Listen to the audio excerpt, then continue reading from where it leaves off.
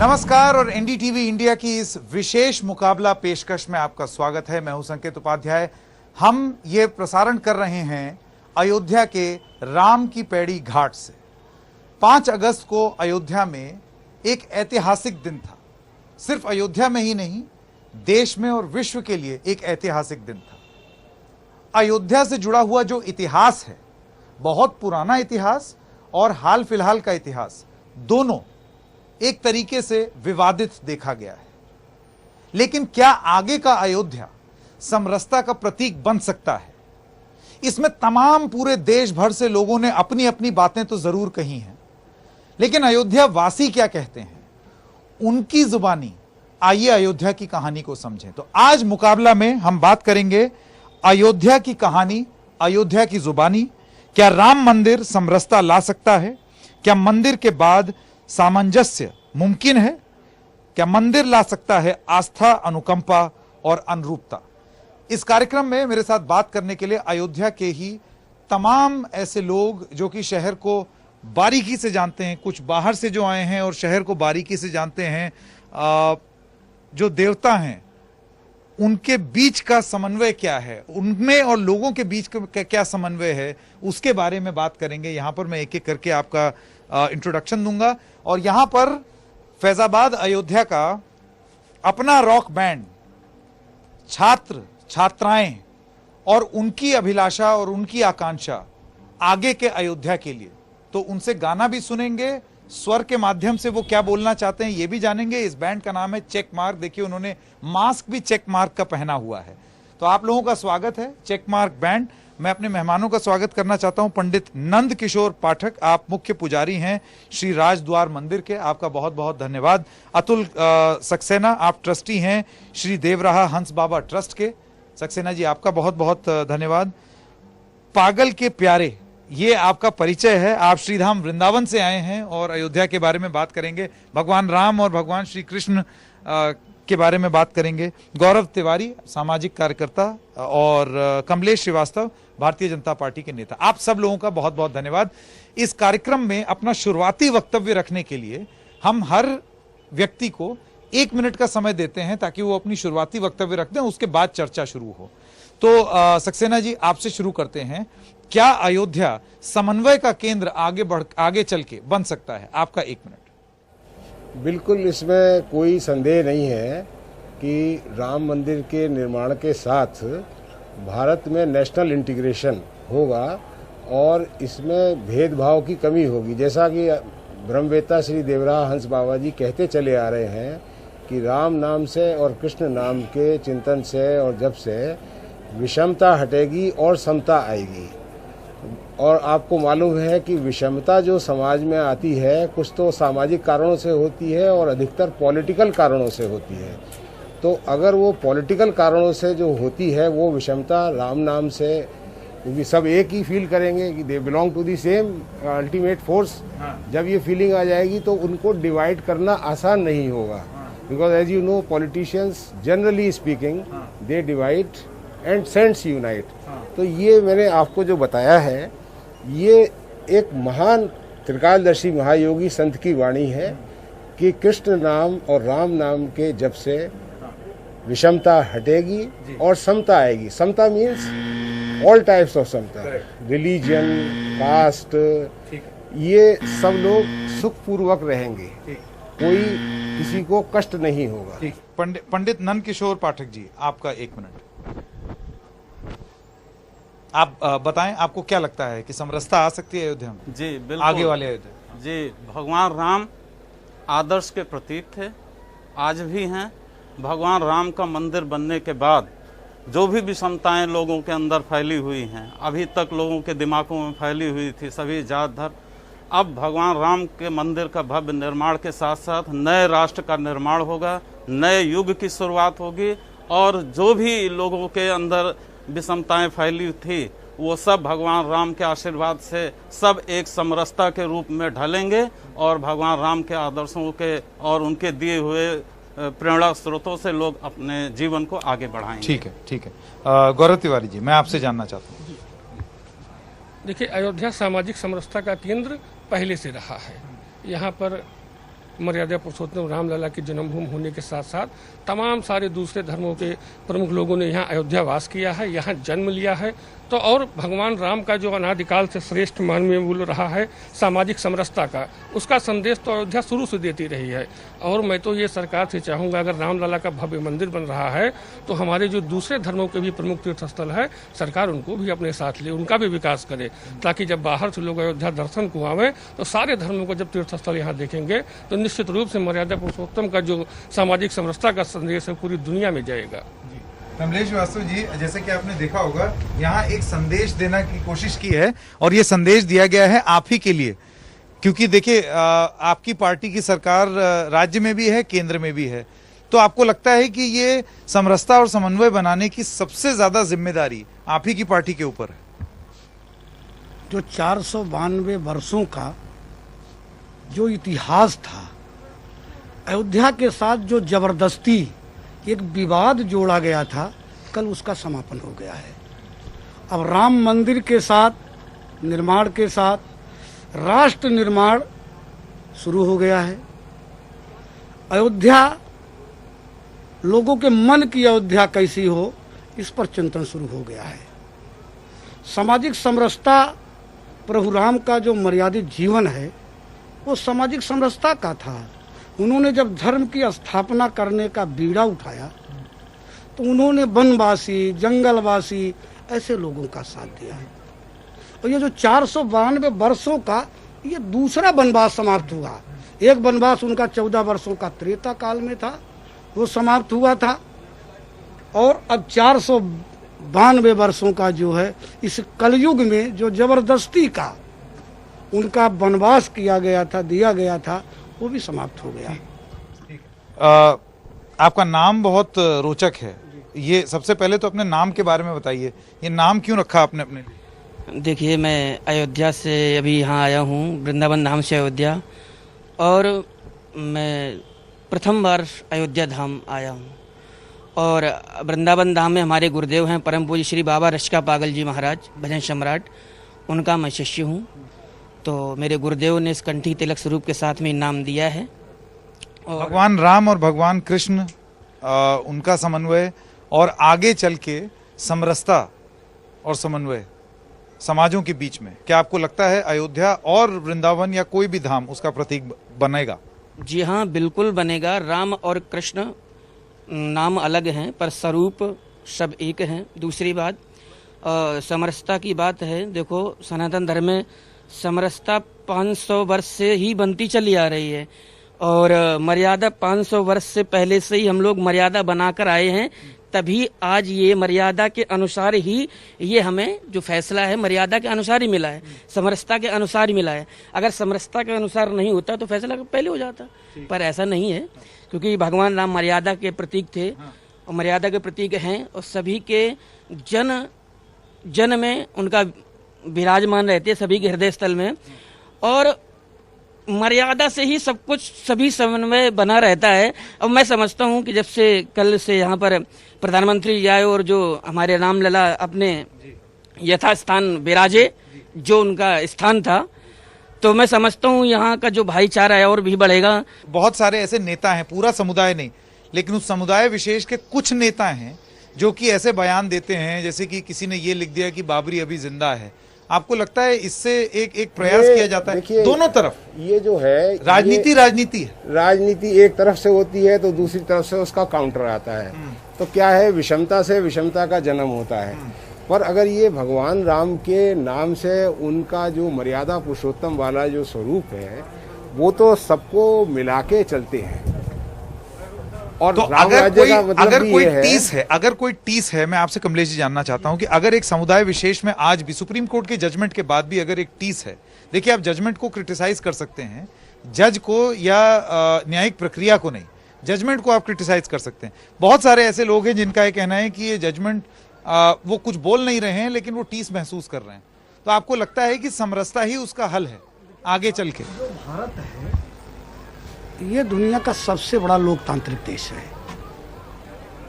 राम मंदिर का समाधान संसद से भी निकल सकता था, हमारी फुल मेजॉरिटी की सरकार थी, लेकिन हमने लोकतांत्रिक जो मूल्य था उसका पालन किया, हमने न्यायपालिका पर भरोसा किया। एक 70 वर्षों की न्यायपालिका की लड़ाई को हमने लड़ा, इसलिए कि हम मूल्य आधारित, लोकतांत्रिक जो मूल्य है उसके आधारित। 70 वर्ष की लड़ाई बीजेपी ने नहीं लड़ी। 70 वर्ष की लड़ाई जो है अदालत में वो जो टाइटल सूट के लिए जो लोग थे उन्होंने लड़ी। मैं बीजेपी की बात नहीं करता हूं, मैं हिंदू जनमानस की बात कर रहा हूं। ये राम जो हैं, ये हमारे आस्था हमारी है, ये हमारे संस्कृति के प्रति। मेरा बस ये कहना है कि क्या ये आस्था सिर्फ हिंदुओं की आस्था ना रह के देश भर के लोगों की आस्था बन सकती है और समरसता में इसको बदला जा सकता है या नहीं, ये एक बड़ा सवाल है। एक छोटे से ब्रेक के लिए रुक रहे हैं मुकाबला में। जब वापस आएंगे तो इसी पर चर्चा जारी रखेंगे और चेक मार्क बैंड भी तैयार है और वो बताएंगे एक सुरीले अंदाज में कि किस तरीके से समरसता आ सकती है। मुकाबला जारी रहेगा एक ब्रेक के बाद।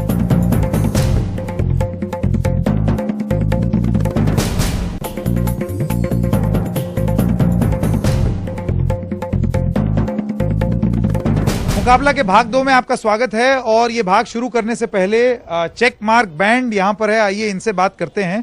क्या नाम है आपका? सर कुशल बत्रा। लीड सिंगर कौन है आपका? आप हैं? आपका नाम? आशुतोष वाजपेयी। और आपका? सागर तलरेजा। आप सब अपना नाम बताइए। आपका नाम? रिद्धिमा दास। आप? शिवम कुमार। अमोलिका दास। और आपका? श्लोक कश्यप। हाँ? श्लोक कश्यप। ओके। कौन मुझे बताएगा कि ये बैंड जब आपने बनाया, अयोध्या का रॉक बैंड, तो ये आइडिया किसका था? कैसे सोचा इसके बारे में और गाने कंपोज कौन करता है? कौन बताएगा? सर बैंड शुरू करने का तो आइडिया मेरा ही था और स्टार्टिंग मैंने बैंड 3 ही लोगों से की थी और शिवम कुमार ये हमारे कंपोज़र भी हैं और सिंगर भी हैं और ये सागर तलेजा ये भी सिंगर है। तो बैंड शुरुआत यहीं की थी और बाकी फिर धीरे धीरे फिर लोग बढ़ते गए। तो अब से थोड़ी देर में हम आपका गाना भी सुनेंगे। एक जरा ट्रेलर हो जाए 10-15 सेकंड का।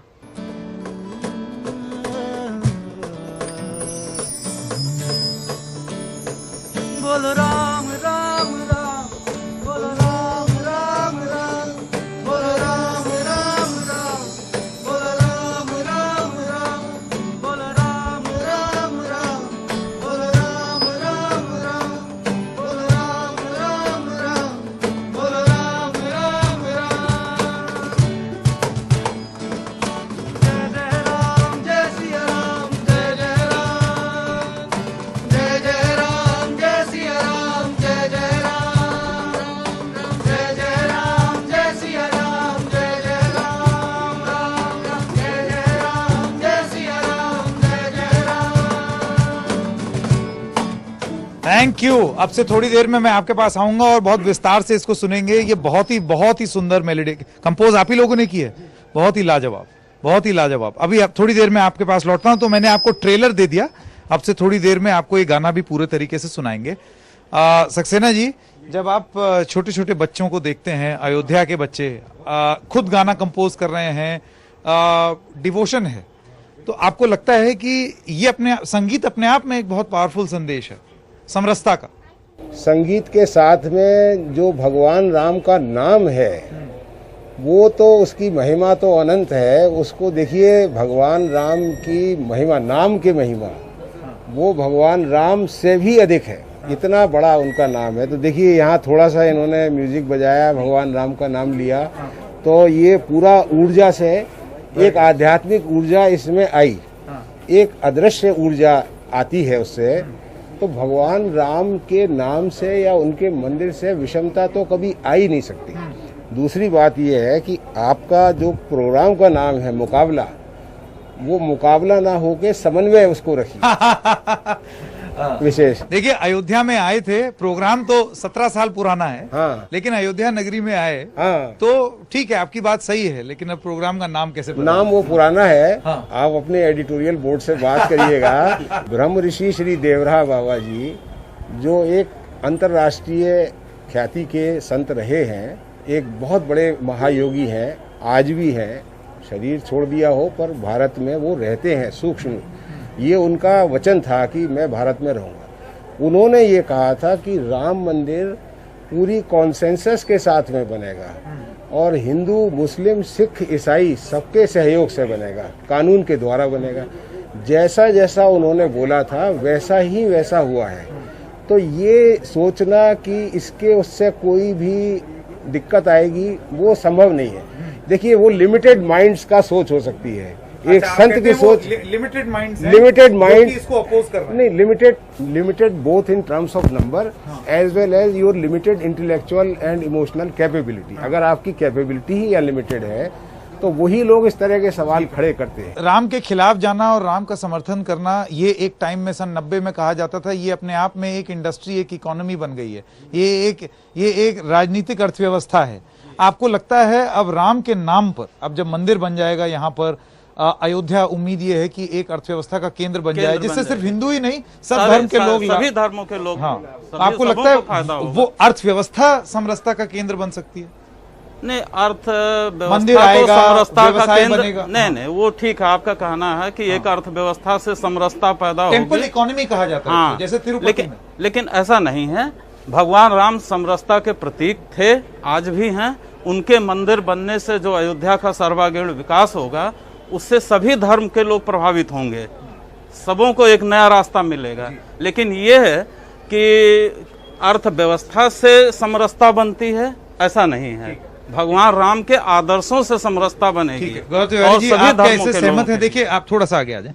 आपको लगता है कि अगर किसी के दिल में जरा सी भी टीस है तो उसको दूर करना या उसको एड्रेस करना बहुत जरूरी हो जाता है।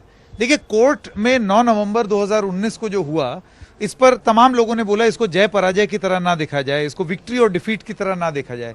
लेकिन 5 अगस्त का जब यहाँ पर भव्य आयोजन हुआ तो उसमें कुछ लोगों का, जैसे सक्सेना जी कह रहे हैं, कुछ लोगों का ये मानना था कि ये सेलिब्रेशन है और ये उन लोगों का माहौल उड़ाना है जो कि दिल पे पत्थर रख के इस फैसले को मान रहे हैं। सबसे पहली बात तो देखिए, सुप्रीम कोर्ट ने जब कह दिया तो वो लॉ ऑफ द लैंड है, उसको ना मैं चैलेंज कर सकता हूं ना कोई, वो पूरे न्यायिक प्रक्रिया से गया है। लेकिन दिल की जो टीस है, अगर जरा सी भी है, किसी भी कारणवश हो गई, तो उसको दूर करने की एक जिम्मेदारी सी बन जाती है। देखिए, भगवान राम का मंदिर निर्माण तभी पूर्ण माना जाएगा कि जिन लोगों के मन में आज टीस आप बता रहे हैं, उनकी टीस को हम दूर करें। एक किसी शायर ने कहा था, हो सकता है पंक्तियां मैं गलत कह रहा हूं, कि कौन कहता है कि आसमां में सुराख नहीं है, जरा एक पत्थर तो तबीयत से उछालो यारो। हमको ये पहल करनी होगी। 5 अगस्त का दिन वो दिन था, किसको पहल करनी होगी? हम लोगों को पहल करनी होगी, हम सारे लोगों को पहल करनी होगी। और 5 अगस्त का दिन वो दिन था, एक ऐसा मौका हम सब के पास था कि ऐसे लोगों को हम अपने साथ जोड़ सकते थे। लेकिन हमको लगता है कहीं ना कहीं कुछ हुई, और अगर उनके मन में टीस है तो सबको मिलकर प्रयास करना होगा। और उनकी टीस को जब हम दूर करेंगे, अपने साथ लाके खड़ा करेंगे, तभी भगवान राम के मंदिर का निर्माण पूर्ण होगा और भगवान राम का जो आदर्श मानवीय मूल्य है तभी वो समाज में स्थापित। मैं एक सवाल और पूछना चाहता कमलेश जी आपसे। आपकी जो राजनीतिक दल है उसने एक नारा दिया था और भी सन 80 से ये नारा शुरू हुआ, 90 में तो और तूल पकड़ा, जय श्री राम। ठीक है, कल प्रधानमंत्री ने बोला जय सिया राम, ठीक उसी तरीके से जैसे अयोध्या में लोग बोलते हैं। अभी इन बच्चों ने गाना गाया, इसमें भी सिया राम बोला। आपको लगता है कि सिया राम वो थे जो कि आदर्श थे और श्री राम एक राजनीतिक राम थे? ऐसा बहुत लोगों का एक विश्लेषण है। मैं आपसे जानना चाहता हूं कि एक राजनीतिक राम क्रिएट किए गए, उग्र राम, नीले रंग के राम, धनुष बाण पकड़े हुए राम, लेकिन राम वैसे थे नहीं, वो उनका एक रूप हो सकता है, अकेला रूप नहीं था। देखिए, राम का जो समग्र रूप है वो हमारे आराध्य हैं। हम कल्पनाओं में उनको जीते हैं। ये श्री राम का जो स्वरूप नीला, पीला या हरा है, ये पूरी कल्पना है। कल्पना कहाँ है साहब? आप पोस्टर देख लीजिए आज शहर भर में जो लगे हुए हैं, उसमें सब में वो धनुष बाण। मैं उसी पे आ रहा हूँ। पूरा जो सन 90 में जिस तरीके का कैंपेन था, उस सब में राम उग्र थे। राम के विभिन्न और तो और हनुमान भी उग्र हो गए हैं आजकल, गाड़ियों के पीछे आप पोस्टर देखिए। बिल्कुल नहीं, जो राम का अगर आप बाल स्वरूप देखेंगे तो राम का एक अलग स्वरूप है। राम का एक युवा काल का स्वरूप देखेंगे तो एक और स्वरूप है। लेकिन मेरा बस ये कहना है कि क्या आपको लगता है कि अब वो समय आ गया है कि राम के सारे रूप को मानना होगा?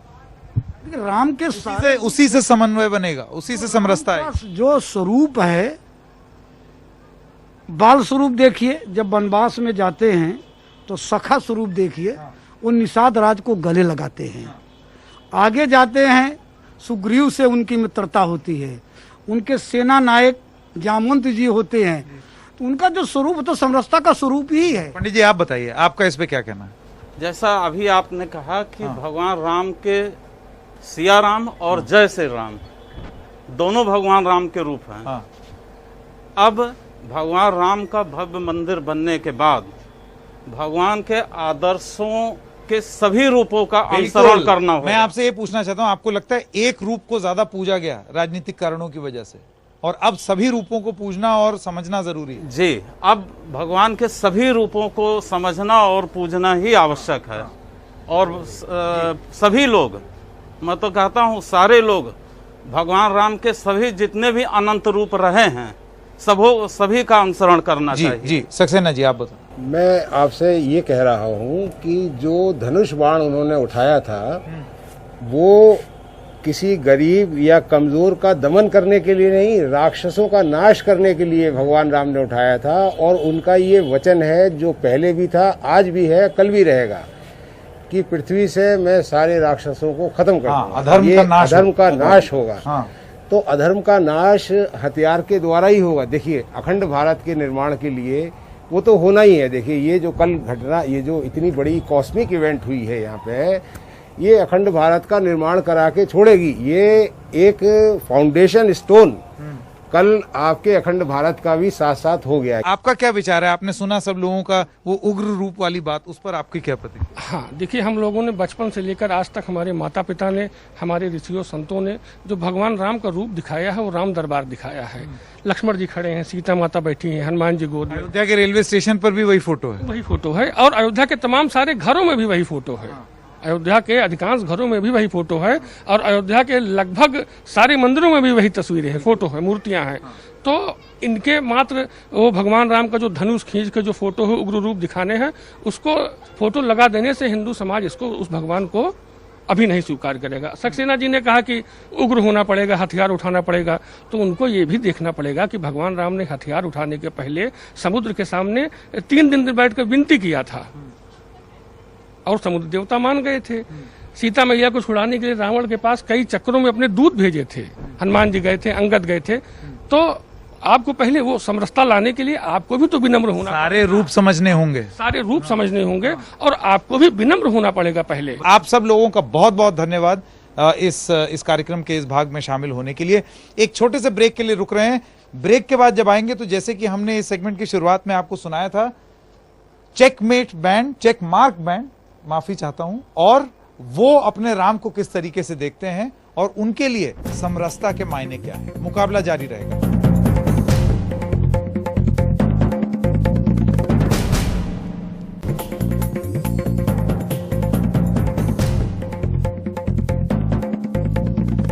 नमस्कार, मुकाबला के तीसरे भाग में आपका स्वागत है, और इस भाग में हम आपको सुनाएंगे अयोध्या, फैजाबाद, अयोध्या नगरी की पहली रॉक बैंड के बारे में। चेक मार्क, आप हमारे कार्यक्रम में कई बार आ चुके हैं, आप अपना परिचय दीजिए और बताइए क्या सुनाएंगे। गाना बहुत बढ़िया है आपका, ठीक है, एनडीटीवी में हम लोगों ने तो उसको बहुत सराहा है, और भी लोग तमाम मुझसे पूछ रहे हैं कि भैया ये लोग हैं कौन, तो हमने सोचा कि आज ये गा के ही अपना परिचय दे दें। बताइए क्या गा के सुनाएंगे और क्या परिचय? अयोध्या पावन हुई गाने का नाम है। मेरा नाम आशुतोष वाजपेयी। ये हमारे लिए बहुत प्राउड मोमेंट है कि ये गाना हम लोग ने कंपोज करा, और ये हम लोग की चेक मार्क की टीम, ये गाना जो हम लोग कंपोज कर रहे थे, जब मैं खास तौर से मैं लिख रहा था जब, तो ये मन में विचार आया कि जब जजमेंट आया अयोध्या के ऊपर, उस टाइम मैंने ये गाना लिखा था। और इसका जो अंतरा है कि कब से राहें देखते थे, आओगे जब तुम यहाँ, होगा तब ये फैसला कि राममय है सब यहाँ। ये लाइन जो है खास तौर से इस और मोमेंट फिर बोलो राम राम राम होता है। वाह, मैंने सुना हुआ है, लेकिन हमारे दर्शकों के लिए हो जाए। श्री राम राम राम राम राम राम राम, श्री राम राम राम राम राम राम राम, श्री राम राम राम राम राम राम राम, श्री राम राम राम राम के आने से अयोध्या पावन हुई, राम के आने से अयोध्या पावन हुई। हर तरफ हर जगह खुशियाँ छा गई, आओ हम सब करें वंदना राम की। जय जय राम, जय सिया राम, जय जय राम, जय जय राम, जय सिया राम, जय जय राम, जय जय राम, जय सिया राम, जय जय राम, जय जय राम, जय सिया राम, जय जय राम।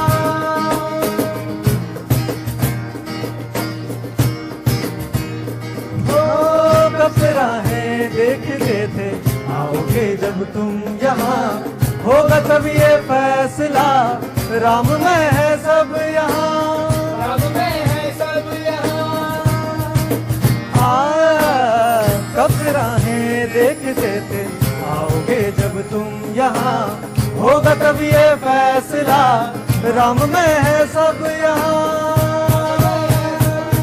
बोलो राम राम राम, बोलो राम राम राम, बोलो राम राम राम, बोलो राम राम राम। के आने से अयोध्या पावन हुई, राम के आने से अयोध्या पावन हुई। हर तरफ हर जगह खुशियाँ छा गई, आओ हम सब करें वंदना राम की।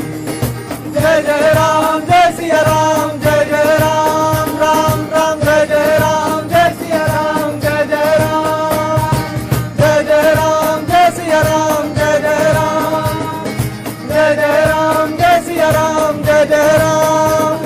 बोलो राम राम राम, बोलो राम राम राम, बोलो राम राम राम, बोलो राम राम राम, बोलो राम राम राम, बोलो राम राम राम, बोलो राम राम राम, बोलो राम राम राम, बोलो राम राम, बोलो राम राम राम, बोलो राम राम राम, बोलो राम राम राम।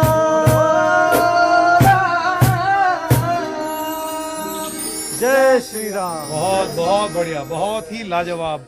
ये गाना ऐसा है, ये एक एंथम की तरह हो गया है। इसकी रचना किसने, आपने की थी? मैं आपसे जानना चाहता हूँ, जो दो द फीमेल लीड्स जो आपके पास हैं, और मेरी म्यूजिक के बारे में जानकारी बहुत कम है, तो अगर मैं कोई चीज़ गलत बोल रहा हूँ तो मुझे सही कर दीजिएगा। आपसे मैं जानना चाहता हूँ, आप मुझे ये बताइए कि क्यों आपका मन किया कि आप शामिल हो? ये सब आपके दोस्त थे या कैसे मुलाकात कैसे हुई? एक्चुअली हम लोग लाइक हैदराबाद में एक इंस्टीट्यूट के थ्रू मिले थे, एंड हम लोग की जान पहचान ऐसे हुई थी कि both all of us met at a function, and there हम दोनों लोग मतलब me and my sister both met them, and since हम लोग का म्यूजिक का टेस्ट सेम था और सब कुछ एक जैसा था, so yeah, and so we came into acquaintance, and वहाँ से हम लोग का थोड़ा मिलना जुलना, और अलग अलग फंक्शंस में हम लोग ने एक दूसरे को देखा, and so we thought we should join them. Jamming जैसे शब्द का प्रयोग अयोध्या में, हाँ, थोड़ा तारतम्य बैठता नहीं है, लेकिन यही एक नई संस्कृति का जन्म। आप मुझे बताइए कि कैसे ये संयोग बैठा, और ये जो आपने डिबेट सुनी, जो हम डिबेट कर रहे थे, आपको लगता है कि ये एक ऐसी डिवाइन फोर्स बन सकती है जिससे जो एकता का प्रतीक बन सकती है, जिसको सब लोग मानेंगे म्यूजिक के माध्यम से और राम के प्रति आस्था? ऑफ कोर्स काफ़ी लोग पॉलिटिकल वे में ऐसे चीज़ों से भागते हैं, या they don't not want to enter और involve in all this, but music is language जिसको सब लोग चाहते हैं, जिससे सब लोग को प्रेम है, तो फिर इसके थ्रू एक अलग कनेक्शन बनेगा, लोगों को एक अलग नॉलेज बढ़ेगी या और इंटरेस्ट आएगा इस सब में। जी, कोई और गाना भी आप लोगों ने गाया? हाँ, एक और गाना है।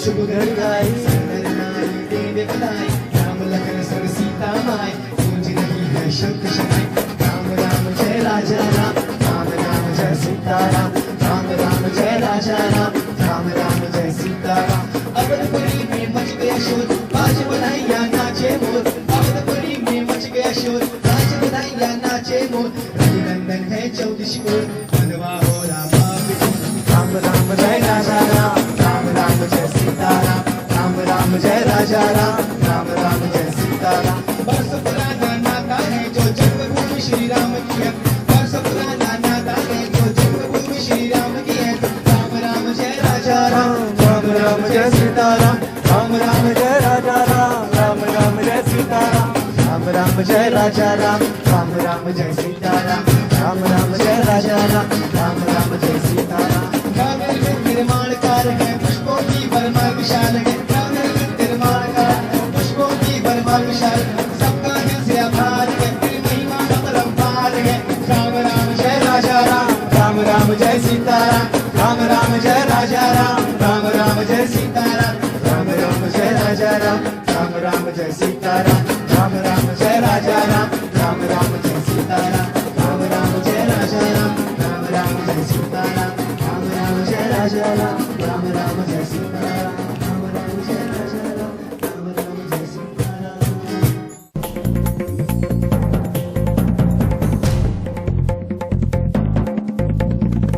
कानूनी प्रक्रिया की वजह से हो रहा है, तो फिर ये धैर्य का सवाल कहाँ से आता है? धैर्य का सवाल इसलिए आता है कि आज मंदिर का निर्माण कल से शुरू हो गया है। आने वाले कुछ वर्षों में मंदिर का निर्माण निर्विघ्न संपन्न हो जाएगा और जिस तरीके का मंदिर समाज चाहता है उस तरीके के मंदिर का निर्माण हो रहा है। रही बात धैर्य खोने की बात आ रही है, बीच में जो 20-25 साल सन 90 के बाद से जो दौर हम लोगों ने देखा है, ये आपके सामने जो बैंड बैठा है फैजाबाद का आपने बताया है, मैं आज 45 साल का करीब हो रहा हूँ और मैं पहली बार इन युवाओं को इस तरीके के ये जो बैंड का रूप है देख रहा हूँ। फैजाबाद में पहली बार, ये हमारे शहर का पिछड़ापन था। आज भी एक कोई नई यूनिवर्सिटी हमारे यहाँ हो, आप बताइए। आपका कहना है कि राम मंदिर विवादित था, विकास विवादित क्यों हो गया, यही बात कह रहे हैं ना? हाँ हाँ बताइए। जब अयोध्या के साथ विवाद जबरदस्ती का जोड़ दिया कल वो अरे तो विकास में क्या विवाद था? अस्पताल बना देते कहीं और। अस्पताल तो बनाया ही, मेडिकल कॉलेज बना। एक दूसरी सरकार कांग्रेस की सरकार ने उसको पास किया था और आज भी उस मेडिकल कॉलेज की क्या स्थिति है आप जाके स्वयं देख सकते हैं।